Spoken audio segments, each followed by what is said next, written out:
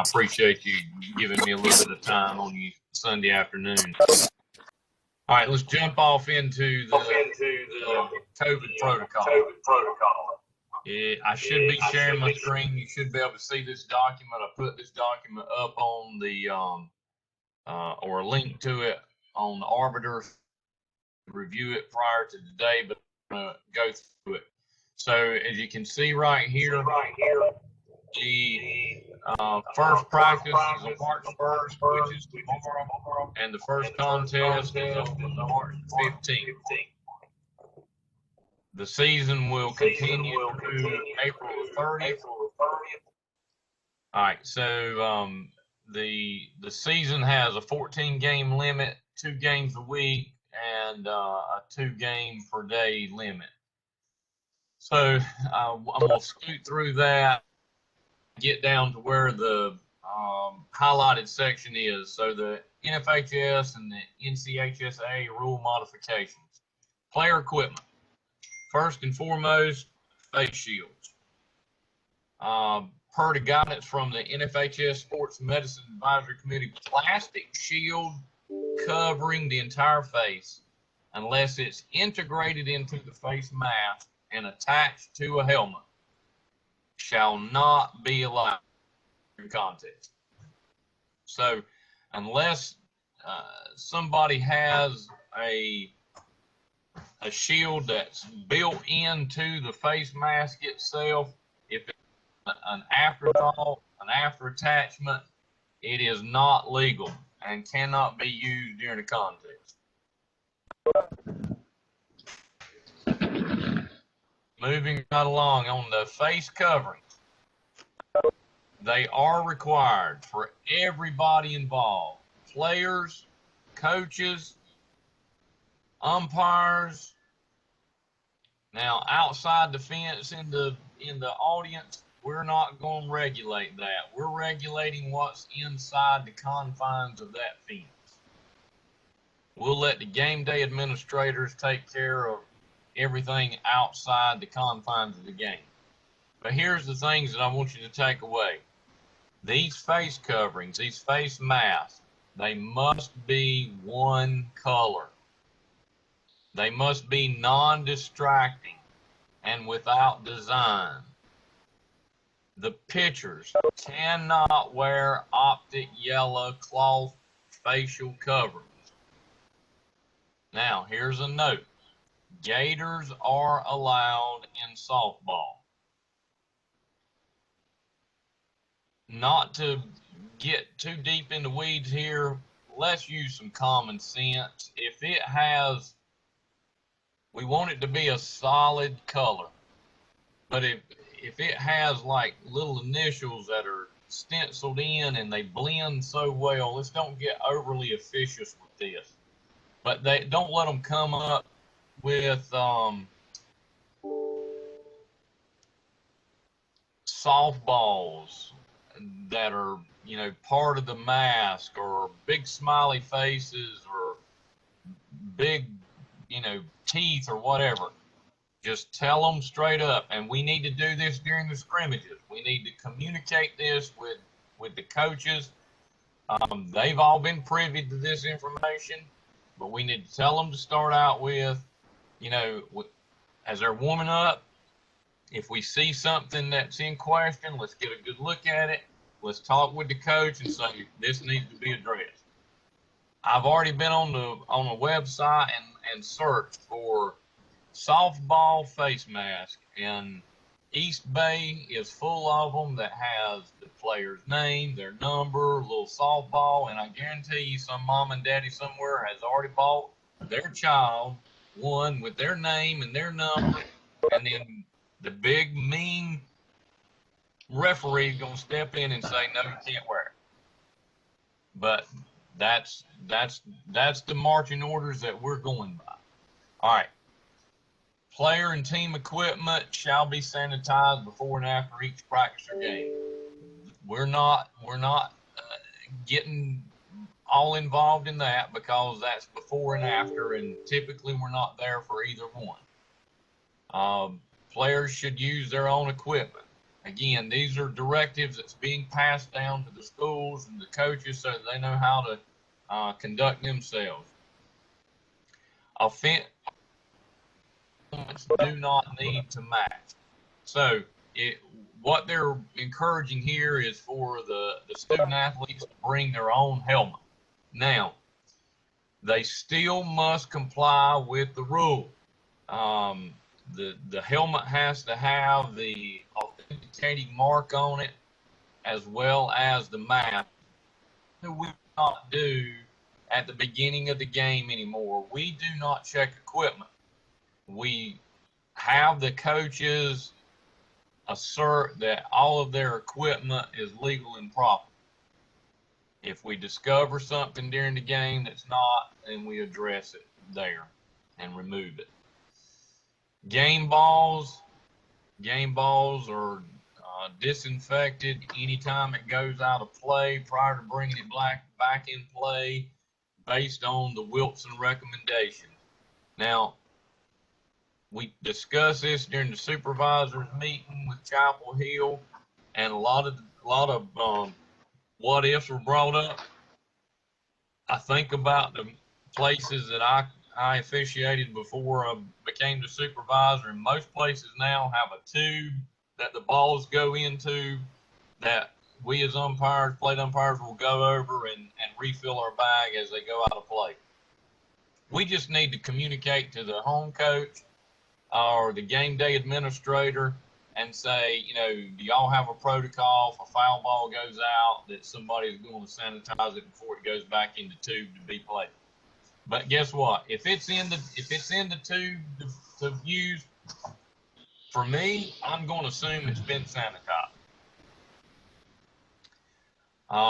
Now, if somebody grabs one outside the confines of the field and throws it back in, my advice and my suggestion on that is let's have that ball removed and let's put a new ball in play and have a home coach or somebody get that ball and sanitize it before it's brought back in. I think that's just a good protocol. Pre-game conference. The pre-game conference, it's limited the attendees to one coach from each team plus the umpires.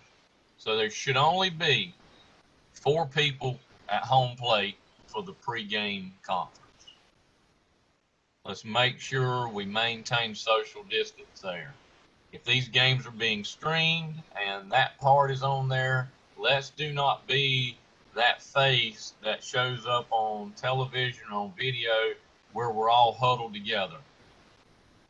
You're going to have a mask on, so use your big boy and big girl voices when you're talking at the plate so that everybody can understand you that's in that 6-foot radius. Substitutions. The verbal exchange should occur 6 feet from the coach to the scorer and opposing team when making up lineups. I think we were already doing this. This is just putting it in writing so that when the coach comes up with a substitution, they're going to communicate that to you. Don't let them walk up and get in your pocket. If they come up, just say, Coach, remember we got to maintain social distance. Don't be ugly, but just remind them. Sometimes in the heat of contest, they may revert to old habits. Just, kind of give them, hey, keep your distance. Write down the substitute. What I always did, I turned around then and communicated it to the opposing coach and the opposing book and made sure everybody had it written down. Coaching. Umpires do not handle equipment on the field during play. This is going to be tough for us because I know what my habits were. If a bat was laying down and I had a play coming to the plate and I could reach down and grab it and sling it out of the way, I would do that. You know what's going to happen if you reach down and try to kick it with your foot? It's going to spin like a top and it's not going to move. So let's try to resist that. But if you see something that's going to be hazardous, hey, and it's out of habit that you do it, you know what? you're not going to get fired for it. But just be aware. I'm telling you, based on this protocol, we don't need to handle equipment during the game. Base coaches must stay 6 feet from the runners at all times after the suspension of play. So if you have a timeout or there's a dead ball situation, you know how the first base coach always like to walk up and speak into the girl's ear. If you're over there, just say, hey, coach, remember you got to maintain a 6 foot distance from your student athlete. Coaches who wish to discuss a rule or a ruling on the field, they must maintain a 6 foot distance from the umpire. Remember, the protocols that we've had all along as far as how the coach is to approach wanting to discuss a rule. That is being stressed for this year. They come out of the dugout, they go to the foul line between, or, directly in front of their dugout between the plate and the respective base, whether it be first or third, get our attention. We will walk down toward them as the plate official, maintaining a social distance. We'll listen to their complaint. If it warrants us, talking with our partner or giving a clarification, we'll do that. Once that conversation's over, the coach is required to immediately return to their dugout.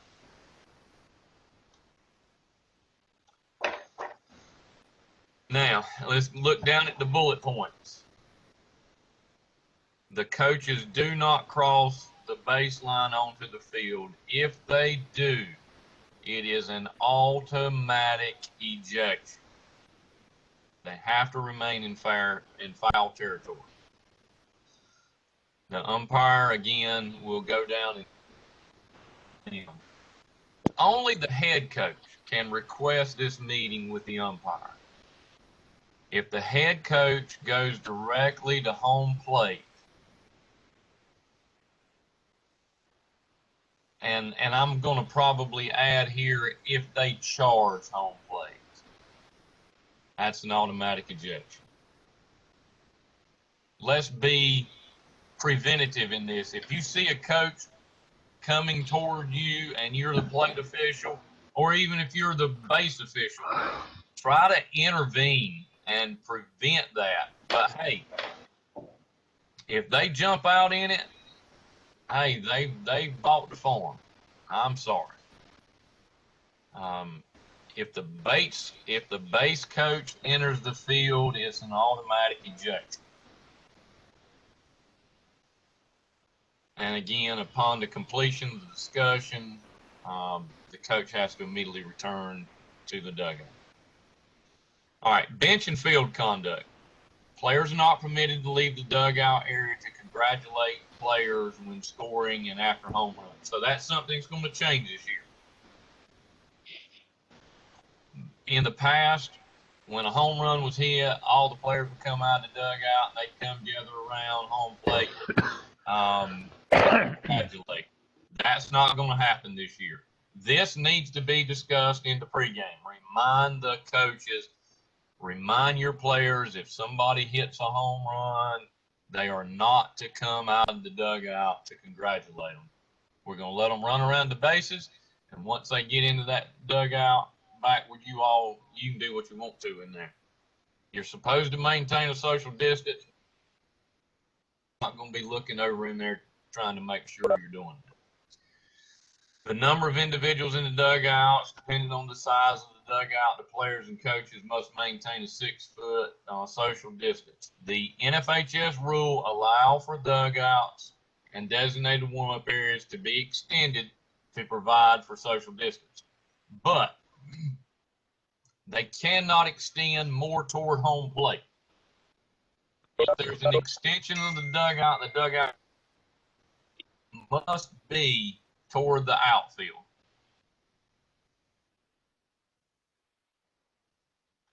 Charged conferences, and the coach requests a conference, and it's a deep conference and they go out into the field, they have to maintain a 6-foot social distance. Again, this is a point that needs to be reiterated during the pregame.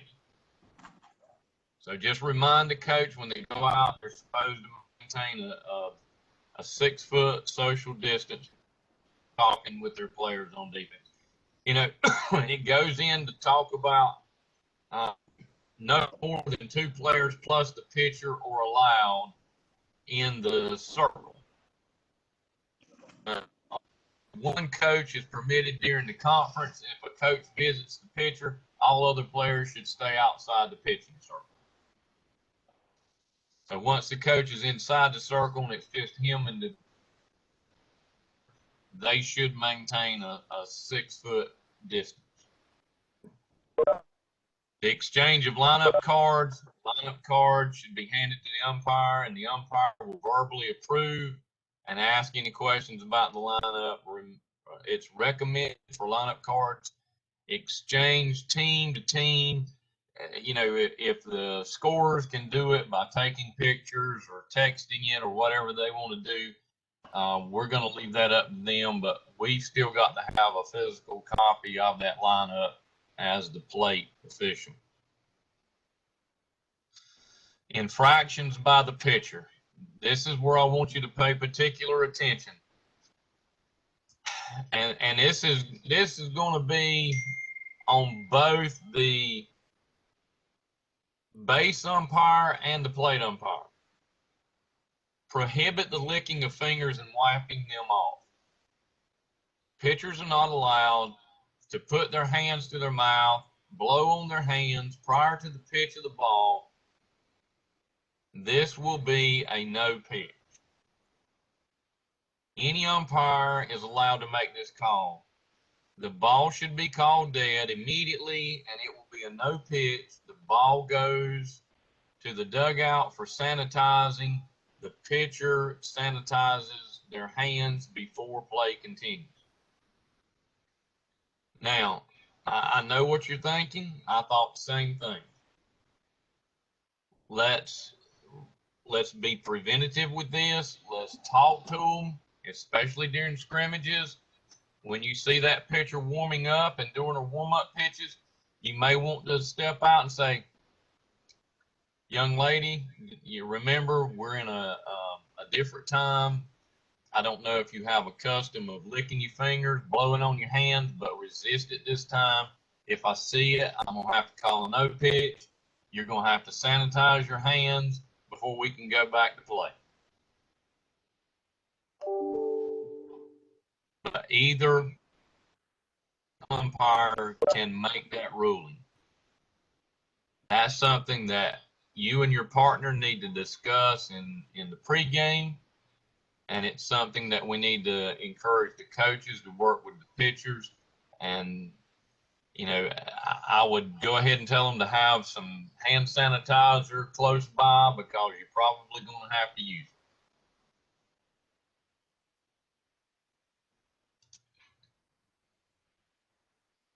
Umpires stand deeper than normal to call balls and strikes. Well, I don't know that I can get him to see well. So get in a position that you can see well so that you can make quality ball and strike calls. Don't all right up on top of the catchers, but just keep in mind we're in a pandemic situation. We're still governed by these COVID protocols, but do not crowd these folks. And if someone has exception to it, just adjust where you're at so that you can get a good view of the balls and strikes.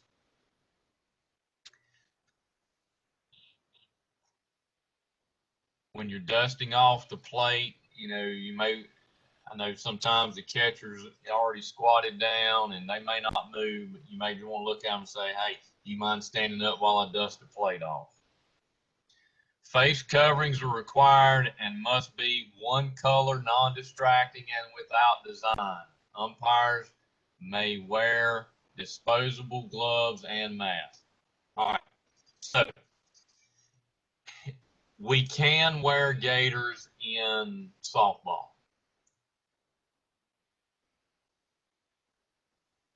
You can wear a mask under your mask in softball. You can wear I'm gonna show you a picture of one in a few minutes that you can wear a mask attached to your mask, for lack of a better term.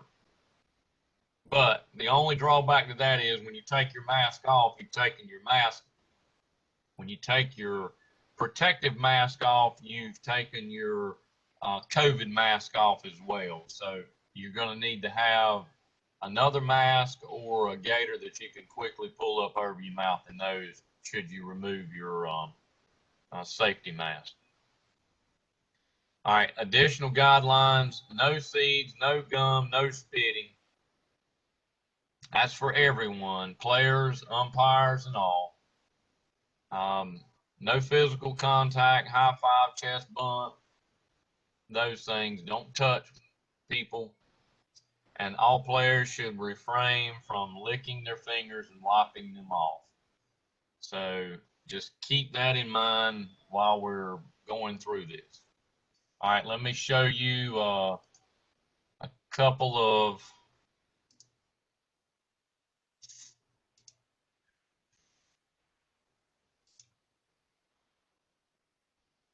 all right, if you see this now, this is, and I know I've stole this from football, but if you'll look at this, these masks are approved by the National Federation High School Athletic Association.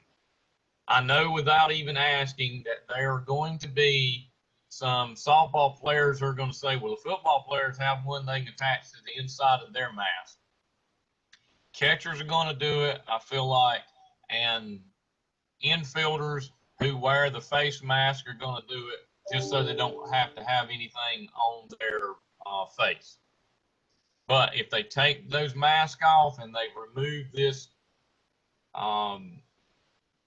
the mask that should prevent the spread of the virus, they've got to have a replacement immediately. They can't stand out there maskless. Okay, you see this mask here? I'm gonna try to blow it up a little bit. This is an approved mask that you can use if you so desire. Players can use this if they so desire. This is an approved mask, approved at Chapel Hill and the National Federation. Okay, here's this mask that you can see the way it attaches to the inside of the football helmet face guard. You're likely to see this same type of mask show up in softball. They are approved. Hey. All right, now let's I don't know how the best way to do this. If we need to have questions put into the chat, or David, can we quickly see people that raise their hand? I don't want people talking on top of one another. All right, Don, I see Don Aldridge. Go ahead, Don. I'll show you.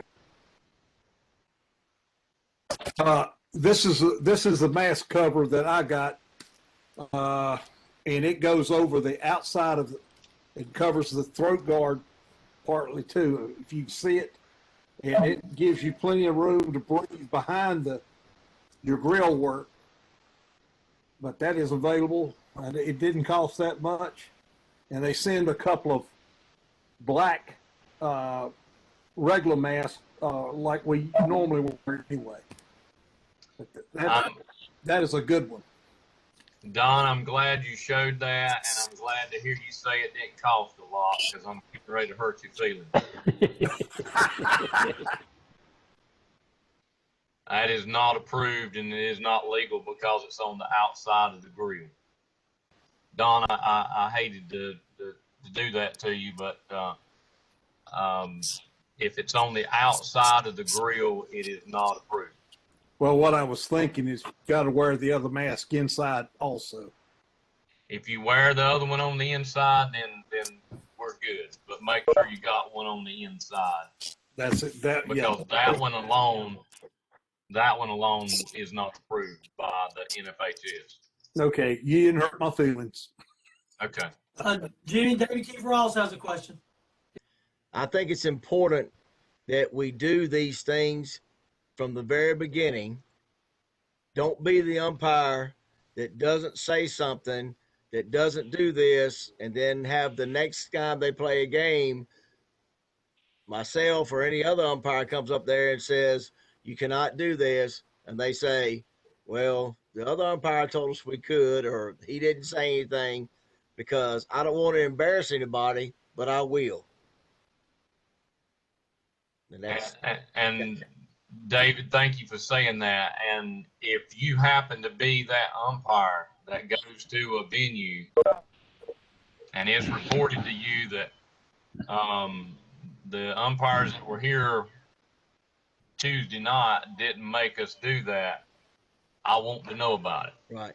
Because I'm going to go back and I'm going to get, every game's going to be streamed and televised. People are going to be able to watch it. So if I go back and get those videos and look at it, we're going to be having a conversation and it probably won't be pleasant. I just think it's going to be important for everyone to do this, to start off being nice as we can and as polite as we can. And we can do this. We can do this starting off because they know that that's what's going to happen. But if we let it slip, oh, well, I'm going to let her go. Or, okay, I'm going to let that go. I'm going to let this go. Well, I'm just not for that. I'm sorry. I'm an old man. And I don't, that's my 2 cents worth. I'm going to shut up for right this minute. All right, David, you see anybody else? Look to see if there's any questions in there. Michael Easton says, are we going to allow kids with asthma not to wear a mask with a doctor's note? That's an excellent question. Yeah, if they can get a waiver from Chapel Hill, and it has to be signed by a doctor.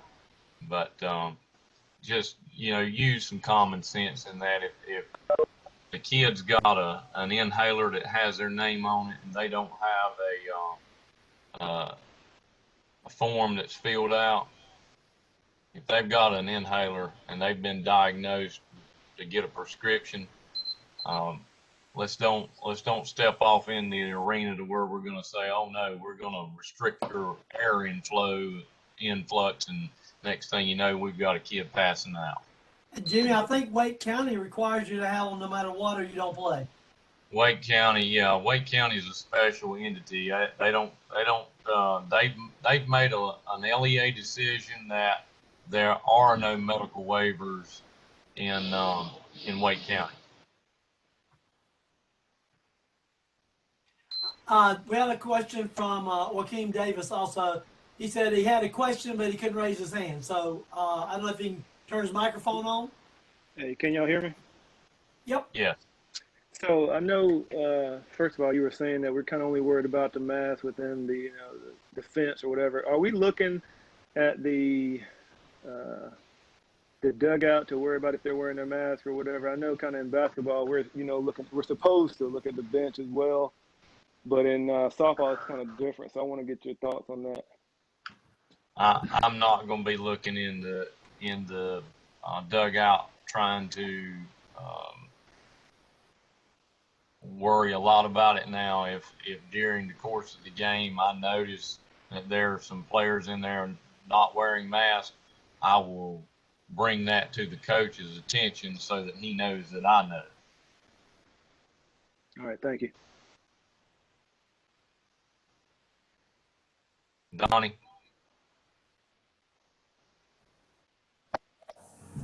Thank you. I was going to suggest, because there's so many little things that we need to discuss in a pregame that we've never discussed before, probably a good idea to just make a little note of to yourself of the things that we should cover. Obviously, we can't cover everything, but the highlighted points, so we can just remember them, because this is totally new to us and we have enough to think about already. So probably just a point to try to make sure we cover those that are most important to us. I agree, definitely. I have a question. All right. On the licking of the fingers, we call no pitch. It's a dead ball. During that time, if the coach wants to talk to the pitcher, that's a charge conference, correct? If they go, I mean, we've got to allow somebody to take some hand sanitizer to her. So if it happens to be the coach that takes hand sanitizer to her to sanitize, no, we're not going to charge him with a conference. Now, if he says, let me go talk to her, then, and it stops the game, I think we're going to have to look at it as a conference. Okay. I don't want teams to start using the fact that, hey, I can get a conference with my coach if I lick my fingers. Right. I think you're going to have to be in the moment, really. I don't think we can say a blanket it is and it is not.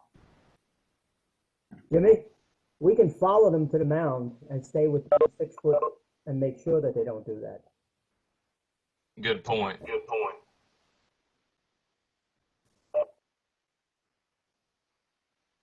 And of course, we can always bring the pitcher over to say, hey, come over to the foul line to get your sanitizer and then not let the coach go all the way out there.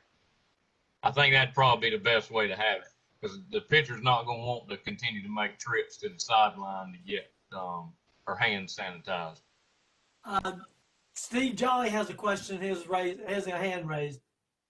All right. Jimmie, do you have a protocol on what we're going to do, same as we're doing in football and basketball, on the mask violations? Are we going to warn and try to be proactive as opposed to just running them out? Yeah, same. We're gonna treat it the same way in softball that we have in the other sports, basketball. We will warn, and then if that's not effective, then we will delineate them to the bench. All right, Steve McNeil had a question. Hello, guys. How's everybody today? Jimmie, I may have missed something since I ended up having a football call during part of this, but on the Wake County mask for everybody, and you may have stated it and I heard you talking about it, but unless you talked earlier. One thing for everybody to keep at, it's not as simple as Wake County. It's got to be a Wake County public school, not say Cardinal Gibbons or Cary Christian, a Wake County public school. And if a out-of-county school is playing in Wake County, that out-of-county school is going to have to, and I'm saying playing a Wake County public school, that out-of-county school is going to have to abide by the no waiver rule, since they're playing in Wake County and because of the Wake County Board of Education. I think, though, if Wake County schools went outside and played in Johnston County or Harnett County, that Harnett or Johnston County school team would not have to abide by that no waiver rule, but probably the Wake County school would, because they're being governed by the Wake County Board of Education. Good point, and let me add to that. Just remember, this is a Wake County public school policy. It's not an NCHSAA policy. We're NCHSAA officials. We're not Wake County public school officials. So if there gets to be a tit for tat about a school coming in to Wake County and they don't want to comply with Wake County's LEA rule, that's going to be between the administrators. That's not going to involve us.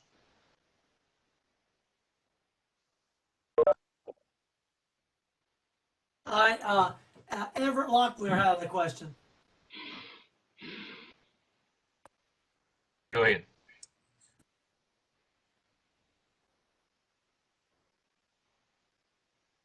Everett, you have a question?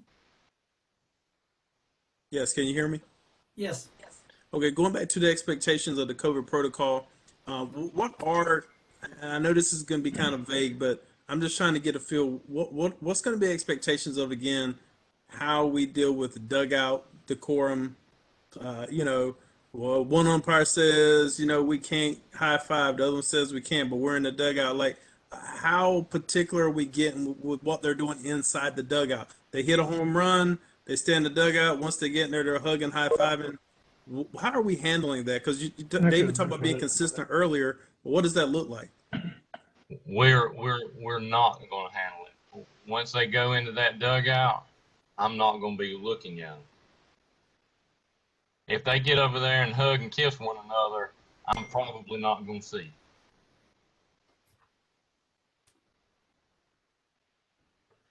All right. We have a question from Steve Capozzi. Yeah, it's actually two-part. First part is the licking of the fingers. That only applies to the pitcher, because I know fielders do it quite frequently. It applies to any player. There at the end of the protocol, we talked about no players can lick their fingers. Okay. And touch the if ball. If they do, are we allowed or advised to have our own little bottle of hand sanitizer to keep the game going, so they don't have to run off the field and run back on the field? And excellent question. Watch my head. Do not, let me repeat, do not provide any type of substance for a kid to put on their hand. Because as sure as you do, and then they develop some type of skin rash, I don't know your pockets will be that deep. If no one else. Dave Carenzi. Here's my question. On the field, fielders in position waiting for the pitch, reach up and lick their finger right in your face there where you can see it. How do we deal with that? No pitch? All right, run that by me again now.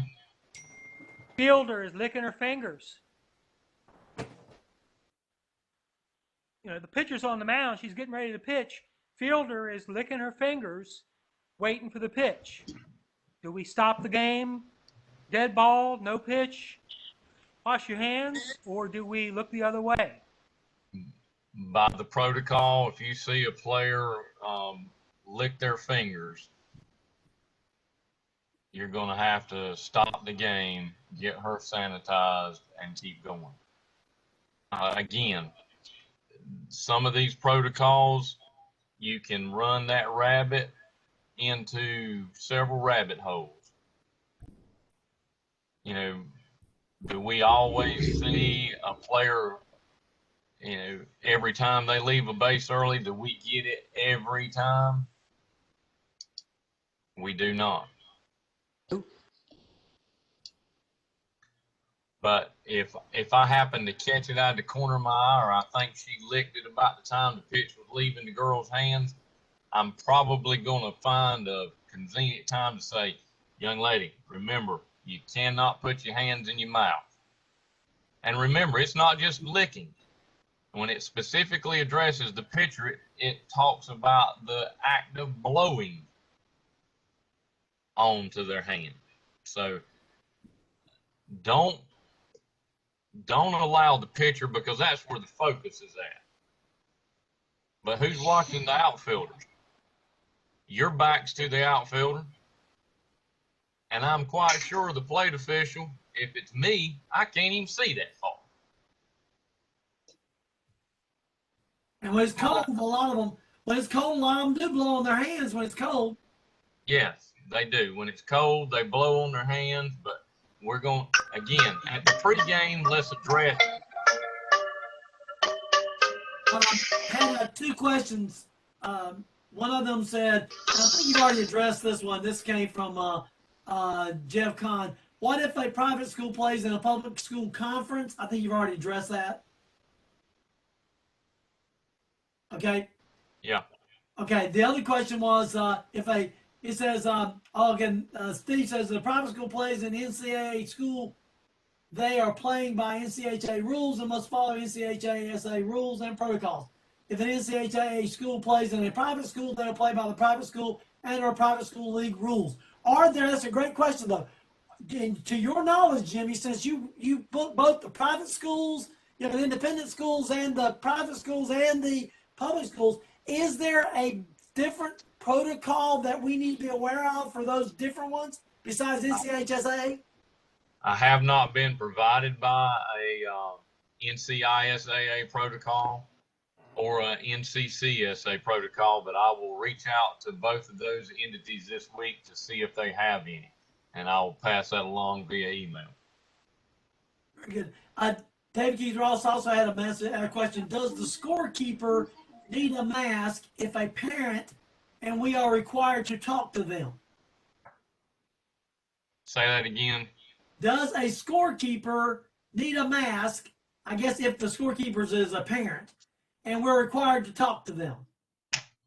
If they're outside the fence, whatever the policy is, and I'm thinking that most of the schools are going to have a mask policy still in place, even for attendees. But if the scorekeeper is not going to typically be on the inside the fence, they're usually outside the fence or either in the dugout. But if they're inside the fence, they've definitely got to have a mask.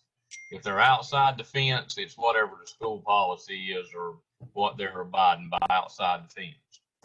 I got a statement that says Kurt Martin said he has a question. So you have a question, Kurt? Jimmie, could you address to everyone how we should space and position and practice safe distancing as we work our scrimmages? Because I think this is vital. We don't want to start the season off with infectious officials. Are you talking about the ones not actively in the game? With the scrimmage, there's going to be more than one crew of officials there. And how should we position ourselves to properly social distance? Maintain a 6-foot distance between each person. All right, Jimmie, I don't see. And wear a mask, yeah. I don't see any more questions at this point. All right, let me finish up with just a few points that I want to hit. As we get started, I will be publishing games probably within the week. So if you're on this call and you have not registered and paid your fees to the NCHSAA through Dragonfly, that needs to be done immediately. You can log into your Dragonfly account and ensure whether or not you have paid the necessary fees. If you have not registered with me, I would appreciate the completion of the registration. If you need time on the booking fee, I'm good with that. Just select check or cash, and that's going to delay you having to submit any type of payment. But I would like to have the registration that includes the contract between you and I in place prior to any assignments. Make sure that you have completed the concussion in sports course if you have not completed it since 2019. Make sure you have watched the state rules video and completed the attestation form at the end to get credit for the state softball rules clinic. All of those things goes to eligibility. The test is active right now, has been for a week or so. It will continue through March 14th. So make sure that that is taken care of prior to the start of the season. That again goes to eligibility. Make sure you have updated your block calendar in Arbiter. If you can't work, you know when you can't work, go in and get it updated. Once I publish assignments, please accept them as soon as possible.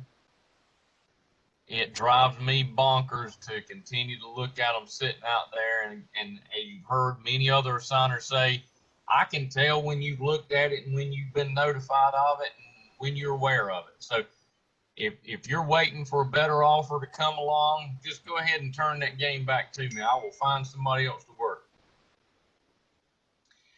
Uniforms, remember our uniforms in the triangle.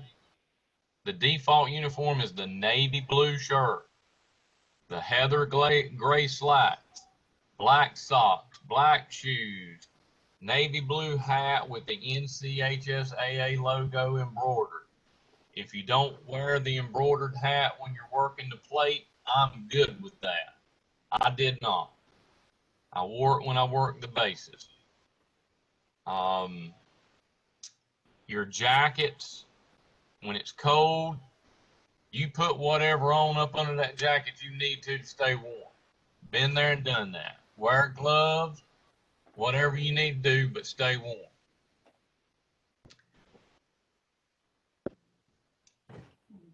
Jimmie, if anybody would like to, if anybody wants to get the little beanie with the embroider on, I know Roger Rickman will do that for you.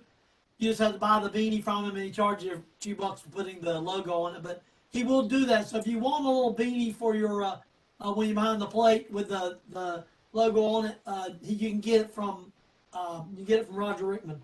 Okay. All right. That's all I got. I think I'm done. No more questions, Jimmie. Under 1 hour. Hey, ladies and gentlemen, have a great season. I look forward to seeing you at some upcoming scrimmages. If you cannot see the scrimmage, again, they're on March the 9th, the 10th, and the 11th. I'd love to see you there.